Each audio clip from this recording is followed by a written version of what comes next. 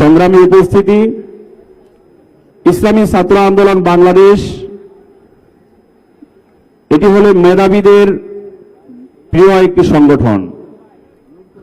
বাংলাদেশের মধ্যে যত ছাত্র সংগঠন রয়েছে, ইসলামী ছাত্র আন্দোলন বাংলাদেশে হলো একটি ব্যতিক্রমধর্মী এবং আদর্শিক ছাত্র সংগঠন। ঠিক কিনা ভাইয়ারা আমার? আমরা অন্যান্য ছাত্র সংগঠনের দিকে যদি তাকাই, কেউ দেখবেন দিনের একটি সেক্টর নিয়ে আছে, কেউ হয়তো শুধু মাদ্রাসা কেন্দ্রিক সংগঠন করছে, কেউ শুধুমাত্র জেনারেল শিক্ষায় যারা শিক্ষিত তাদেরকে নিয়ে সংগঠন গড়ে তুলেছে। কিন্তু ব্যতিক্রম হলো ইসলামী ছাত্র আন্দোলন বাংলাদেশ। ইসলামী ছাত্র আন্দোলন বাংলাদেশ হলো এমন একটি ছাত্র সংগঠন, যেই ছাত্র সংগঠন স্কুল, কলেজ, মাদ্রাসা, বিশ্ববিদ্যালয় সমস্ত সেক্টরে সমানতালে কার্যক্রম চালিয়ে যাচ্ছে। ঠিক কিনা বন্ধুরা আমার? এই বাংলাদেশকে আমরা যদি বিনির্মাণ করতে চাই, বাংলাদেশকে যদি একটি কল্যাণ রাষ্ট্র হিসেবে প্রতিষ্ঠা করতে চাই, তাহলে আমাদেরকে সবাইকে ঐক্যবদ্ধভাবে সমান সেক্টরে সবাইকে দাওয়াতি কাজের মধ্যে নিয়ে আসতে হবে। সংগ্রামী উপস্থিতি, আজকে আমরা স্বাধীনতার পর থেকে প্রতিনিয়তই সরকারের চেঞ্জ হতে দেখেছি, কিন্তু যেভাবে নীতির পরিবর্তন হওয়া দরকার সেই নীতির পরিবর্তন আজও হয় নাই। ঠিক কিনা বন্ধুরা আমার? সুতরাং একের পর এক সরকারের পরিবর্তন হবে, প্রশাসনে একের পর এক দায়িত্বশীলদের পরিবর্তন হতে থাকবে, একের পর এক মন্ত্রণালয় থেকে সচিবদের পরিবর্তন হতে থাকবে, কিন্তু তাদের মধ্যে আদর্শিক পরিবর্তন যদি না হয়, তাহলে এই দেশকে কখনোই সুন্দরভাবে সাজানো যাবে না। সংগ্রামী উপস্থিতি, দীর্ঘ স্বৈর শাসনের পর আমরা একটি নতুন বাংলাদেশের স্বপ্ন দেখেছিলাম। দীর্ঘ একনায়কতান্ত্রিক যে শাসন ব্যবস্থা ছিল, আমরা চেয়েছিলাম তার পলায়নের মাধ্যমে একটি দেশ হয়তো স্থিতিশীল হবে। ঠিক কিনা?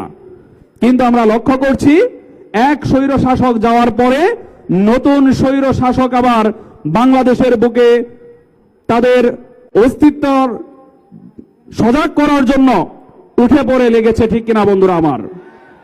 5ই আগস্টের পর আমরা কি দেখলাম? কেউ হয়তো পাবলিক টয়লেট দখল করছে, কেউ হয়তো রাস্তা দখল করছে, কেউ হয়তো বাজার কাটের সিন্ডিকেট দখল করে বসেছে। আমরা তো এই বাংলাদেশের জন্য তো রক্ত দেইনি। ঠিক কিনা বন্ধুরা আমার? 5ই আগস্টের পূর্বে যে প্রায় 2000 ছাত্র জনতা যে শাহাদত বরণ করেছে, হাজার হাজার ছাত্র জনতা যেখানে পঙ্গুত্ব বরণ করেছে, কাউকে ক্ষমতায় নিয়ে আসার জন্য কিন্তু তারা পঙ্গুত্ব বরণ করে নাই। ঠিক কিনা বন্ধুরা আমার? আমরা চেয়েছিলাম একটি বৈষম্য মুক্ত একটি বাংলাদেশ হোক, কিন্তু তাদের যে আগ্রাসী যে ভূমিকা, তাদের যে দখলদারিত্বের নমুনা, এটি আসলে আমাদেরকে হতাশ করছে। ঠিক কিনা বন্ধুরা আমার? সুতরাং আমরা সবাইকে উদাত্ত আহ্বান জানাবো যে এই বাংলাদেশকে নতুনভাবে গড়তে হলে এই সমস্ত দখলদারিত্ব বন্ধ করতে হবে। আজকে যত বিশ্ববিদ্যালয়গুলো রয়েছে, এক দখলদারিত্ব, যারা নাকি হলগুলোর মধ্যে যারা যেভাবে ছাত্রদেরকে শোষণ করেছে, হলগুলোর মধ্যে যেভাবে তারা সাম্রাজ্যের বিস্তার করেছিল, যেভাবে তারা চাঁদাবাজির মহড়া দিয়েছে, তদ্রুপ ভাবে আমরা দেখছি আর এক শ্রেণী এসে সেই হলগুলো দখল করার জন্য পায়তারা করছে। ঠিক কিনা বন্ধুরা আমার? সুতরাং আমরা চাই যে এই সমস্ত দখলদারিত্ব, এই সমস্ত চাঁদাবাজি, এই সমস্ত শোষণ বন্ধ হোক। এই নতুন বাংলাদেশকে গড়তে হলে আমাদেরকে সবাইকে ঐক্যবদ্ধ থাকতে হবে। এই বাংলাদেশকে বিনির্মাণ করতে হলে, বহির্শত্রুর আক্রমণ থেকে বাংলাদেশকে রক্ষা করতে হলে প্রয়োজনে আবার আমাদেরকে রাজপথে নামতে হবে। ঠিক কিনা বন্ধুরা আমার? আপনাদের প্রতি আমরা উদাত্ত আহ্বান জানাবো যে আসুন ইসলামী ছাত্র আন্দোলন বাংলাদেশের এই কাজকে বেগবান করার জন্য আমরা সর্বস্তরে সংগঠনের দাওয়াতকে পৌঁছে দিব।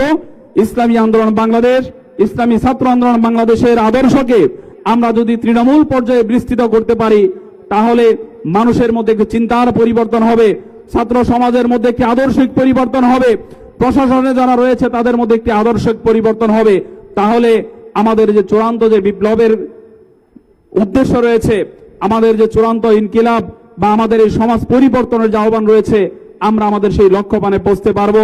সকলকে উদাত্ত আহ্বান জানাবো, আসুন ইসলামী আন্দোলন বাংলাদেশ, ইসলামী ছাত্র আন্দোলন বাংলাদেশ সহ সকল সংগঠনের আমরা কাজকে তৃণমূল পর্যায়ে বিস্তৃত করার জন্য সংগঠনের দাওয়াতকে সর্বস্তরে পৌঁছে দিব।